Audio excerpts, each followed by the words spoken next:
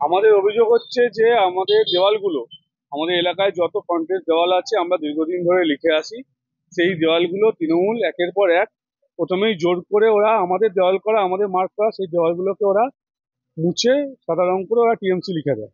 তারপরেও আমাদের সঙ্গে বচসা হয়, দু দু একবার মানে বিভিন্ন কারণ নিয়ে তর্কাতর্কি হয়। তারপরে আমরা দেখা যাচ্ছে যে আমাদের লেখা দেওয়াল, সেই লেখা দেওয়ালগুলোকে ওরা রাতের অন্ধকারে চুন করে দিচ্ছে, কালি ছিড়িয়ে দিচ্ছে, এই যে দেখতে পাচ্ছেন এইভাবে করছে। আমরা ওদের সঙ্গে বারবার করে ওদের নেতৃত্বের সাথেও আমরা কথা বলেছি। ওরা বলছে যে তোমরা করনি কেন, কে করছে না করছে হ্যান ত্যান। কিন্তু ওদের সঙ্গেই আমরা যখন আমাদের দেওয়াল আমরা পুনরুদ্ধার করতে যাই তখন ওরা এসে বাধার সৃষ্টি করে, হুমকি দেয়। কিন্তু এইগুলো কি দিনের পর দিন চলতে পারে বলুন তো একটা ব্যাপার।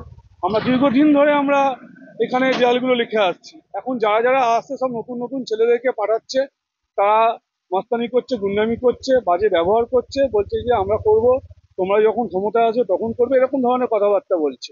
দেখুন, আপনাকে একটা দেওয়াল দেখালাম যে রেলগেটের কাছে যেখানে লেখা আছে ওই চায়ের দোকানের উল্টো দিকে যেটা, ওই দেওয়ালটা আমরা দীর্ঘদিন ধরে লিখি, তার প্রমাণ আছে আমাদের কাছে, আমরা দেখাবো।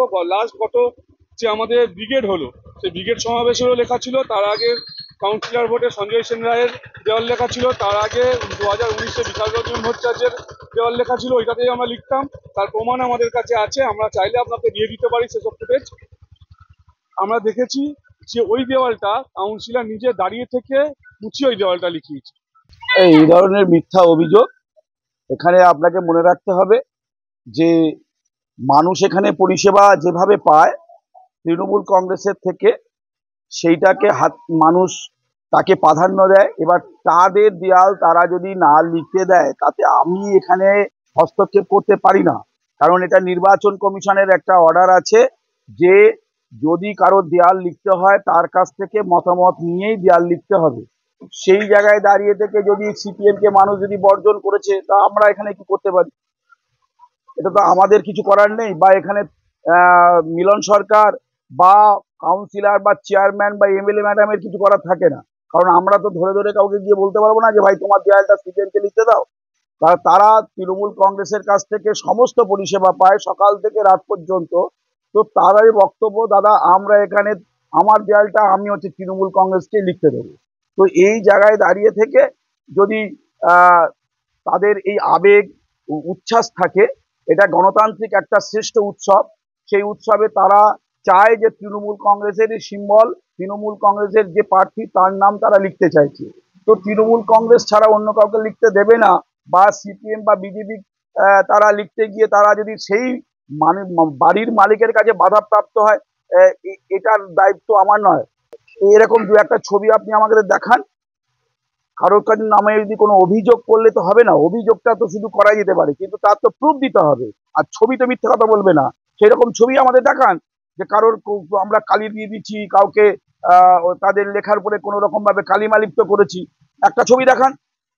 আমরা আপনাকে ছবি দেখাতে পারি, এখানে প্রচুর হচ্ছে সিপিএম এর দেয়াল লেখানো হয়েছে এবং প্রচুর বিজেপির দেয়াল লেখা হয়েছে, তারা অবাধে দেয়াল লিখছে। কিন্তু বিজেপি তো এখানে আগে সেরকম ছিল না, তো তাদের কিন্তু এখন দেখছি তারা অনেক দেয়াল লিখেছে, সিপিএমও লিখেছে। কিন্তু যেখানে দেখা যাচ্ছে যে এই ওয়ার্ডে বিজেপির লোক সংখ্যা মাত্র হাতে গুনে সামান্য পরিমাণ, আর সিপিএম এরও তাই। সুতরাং তাদের ছেলে পুলে যেমন নেই, বা তাদের হচ্ছে মানুষ সেখান থেকে তাদের চাইছে না, এই বিষয়ে তো আমাদের দায়বদ্ধতা নয়।